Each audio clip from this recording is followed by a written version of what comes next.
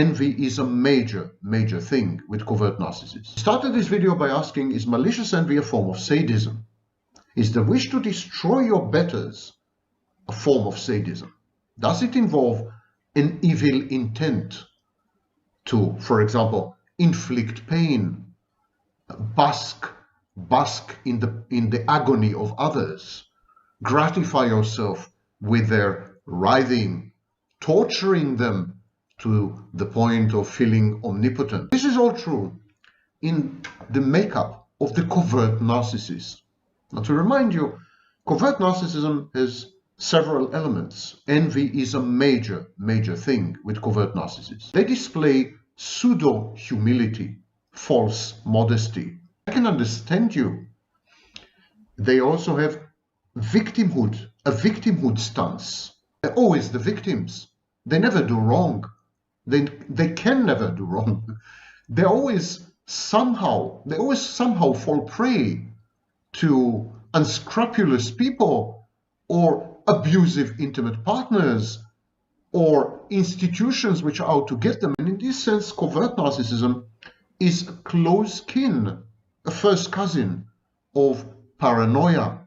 Most covert narcissists entertain paranoid ideation on a regular basis. The victimhood stance, the victimhood position, being a perpetual and professional victim, this excludes any other explanation to reality except some conspiracy against you. If you spend your entire life believing that you're a victim, then people are out to get you. There's malign attention and intention focused on you. Of course, it's narcissistically gratifying. It's a form of displaced grandiosity. If you can't obtain supply, narcissistic supply directly, and covert narcissists are covert because they can't obtain supply directly. They fail. They are kind of collapsed narcissists.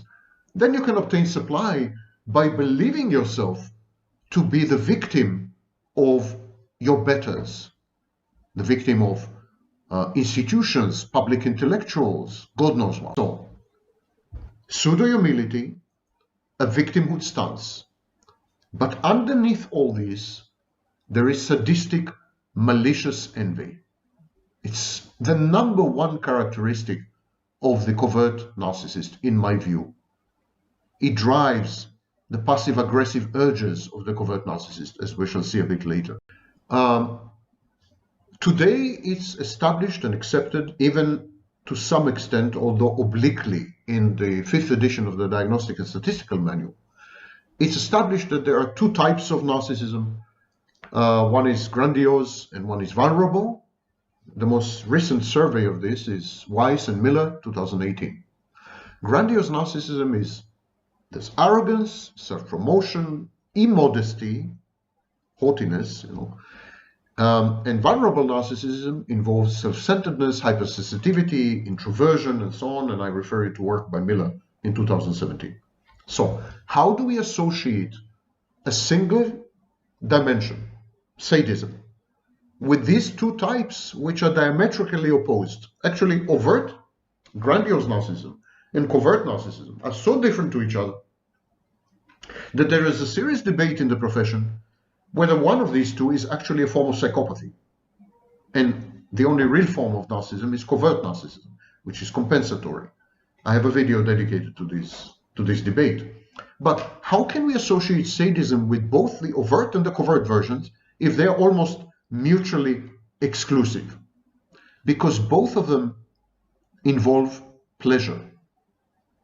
In both types of narcissism, there is pleasure that the narcissist feels in response to other people's perceived pain and a willingness to exert dominance on other people. That is work by O'Meara in 2011. This is what's common to both types of narcissism. Beyond the seeking of pleasure, the central feature underlying sadistic behaviors is the willingness to exert power, dominance. In narcissism, overt and covert, is about controlling people, manipulating people, dominating people. Tendency, the proneness, the propensity to exploit and manipulate other people is a central feature of grandiose narcissism. And it's measured by the Pathological Narcissism Inventory, work by Pincus and others in 2009. So we know this about grandiose narcissism, but it's equally common, and even I would say more so in covert narcissism, because covert narcissists are not self-efficacious. They cannot obtain supply or extract supply from the environment by themselves. So they need to control other people to do it for them. And they need to control the environment to avoid narcissistic injuries and mortifications, which could be lethal, literally lead to suicide in the case of covert narcissism. Covert narcissists get emotionally dysregulated much faster than overt or grandiose narcissists because they don't have the added layers of defense of narcissistic supply and self-efficacy. And so from this perspective, the tendency to be dominant and to engage in power plays, to try to exert power over other people, is a shared component between narcissism and sadism, and also explains the association between these two, because sadism is a way to gain control and is a way to exert power through pain. Stalin said that you can motivate people with love or with fear. Well, if you have narcissism, you have both. You can charm people into loving you, especially if you're a covert narcissist who masquerades as a kind, empathic, loving person. And you can terrify people and hurt them and torture them into submission. And this is an integral part of coercive control, by the way. And so this sadism has been overlooked in the past. It's a mistake even I have made. In the early versions of Malignant Self-Love, Narcissism Revisited, individuals with high levels of narcissistic rivalry experience negative feelings when someone else is receiving attention. They devalue other people, and they experience positive feelings when other people fail or find themselves in an inferior position, as I said. And this process helps the individual with a narcissistic pathology to maintain a grandiose image of himself. There are studies by Rogoza and others, 2018. The struggle for supremacy, the rivalry itself, the hostile behavior underlie, support, buttress, uphold the grandiosity. It is grandiose to engage in battle. It is grandiose to act as a superhero. It's grandiose to take down villains. It's grandiose to destroy the object that frustrates you and to prove yourself better than him or her. It's grandiose to take your rivals out. This is all grandiose. What are we talking about? Sadism is grandiose, exactly like paranoia. Narcissistic rivalry explains why individuals with high levels of grandiose narcissism experience positive feelings when other people fail, when other people are in pain, by exerting power over other people, subduing them, subjugating them, because there is a sadistic element there.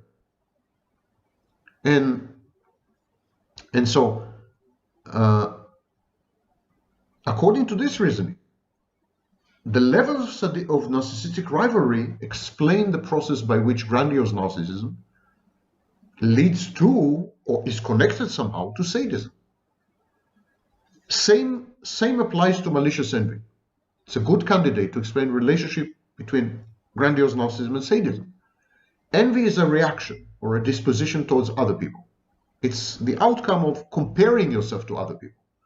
It's related to a sense of innate inferiority or some kind of injustice or discrimination if you're passive-aggressive. Yeah? When you compare yourself to other people's traits, their wealth, their success, envy is provoked, envy is triggered. That's only human. But when this envy leads you to act malevolently in order to destroy the other person, that's malicious envy. And it is distinct from benign envy. This is known as the dual envy theory. Cohen, Charash, Larson, 2017, Van der Ven, 2016, etc. It's a new theory of envy. Benign envy is a tendency to improve your lot, to improve your life, to change yourself, to better your condition. It stimulates you to work on yourself in accordance with the role model that you envy. Malicious envy is not about any of this. It's not about you, it's about the other person. Benign envy is about you and how you could become a better version of yourself. Malicious envy is about the other person and how you could destroy that other person so that it doesn't irritate you and annoy you and cause you narcissistic injuries and narcissistic mortification on a permanent basis.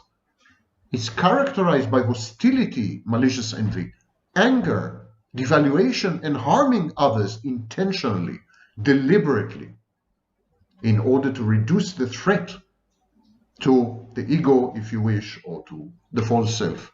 Van der Ven, 2016. So, both benign envy and malicious envy are motivational, but benign envy causes positive motivation. It motivates you to do positive things, while malicious envy literally drives you to become a psychopath. Now, malicious envy supports in grandiose narcissism a positive image of the self. How? You construct your positive image of the self in narcissism compared to the negative image of the other. Malicious envy tells you if you destroy the other, it's because the other is negative. And by destroying this negative other person, you will have upheld and supported and proved your positive self-image. So it's an exclusionary identity. It's an identity by comparison. Malicious envy is derivative. Narcissism is derivative. The narcissist regulates his sense of self-worth and whatever sense of self he has via comparison with others. He derives narcissistic supply from others to regulate his internal environment. Narcissists, like borderlines, have external regulation. So the narcissist who is besieged and consumed by malicious envy needs to destroy the other person in order to feel good about himself. But to do that, he needs to reframe reality and he needs to say the other person deserves it, is bad, is evil, is a villain. I am moral. I am a good person. I am impeccable. I am the victim. I have a right, moral, ethical, and legal, to do whatever I want because he had it coming and he should be punished and he should be taken down. Why? Because it's the right thing to do. But of course, all this is bullshit. All this is nonsensical narrative, hiding forces inside the narcissist, especially the covert narcissist, that are overwhelming and dysregulating and ruinous. Ultimately, this kind of narcissist is consumed to utter destruction and annihilation by his own malicious envy and narcissistic rivalry. They drive him to distraction and then to destruction. Nothing is left of him. Envy has been linked more to covert narcissism or vulnerable narcissism than to grandiose narcissism. I refer you to studies by Gold as early as 1996, Krisen and Johar in 2012, Neufeld and Johnson 2016, Lange and others in 2016. It's a literature review, and so on and so forth. Malicious envy is related somehow to narcissistic rivalry, but it's not the same. Again, there's a study by Dinich and Brankovic, 2021. Some authors argue that rivalry leads to malicious envy. I argue, Lange, for example, I argue the opposite, that it is rivalry that leads to malicious envy. It doesn't matter. They're connected somehow. Malicious envy and rivalry motivate the narcissistic individual with high levels of narcissism to become aggressive, to aggress against others in order to destroy their much coveted and unattainable good fortune. The narcissist wants them gone because they are a constant reminder of their superiority compared to his inferiority. It's unacceptable. And from this perspective, aggression motivated by malicious envy or the observation of failure in someone envied, in the envy object. This may be the source of sadistic pleasure in narcissistic individuals. Now, the sadism reestablishes the grandiosity of the self, supports the feelings or sense of self-worth, and it strengthens the sense of self-efficacy. It does good things. Destroying other people feels good to narcissists. As a whole, there is an association between all these elements. There's a great article by Klauf and others in 2019.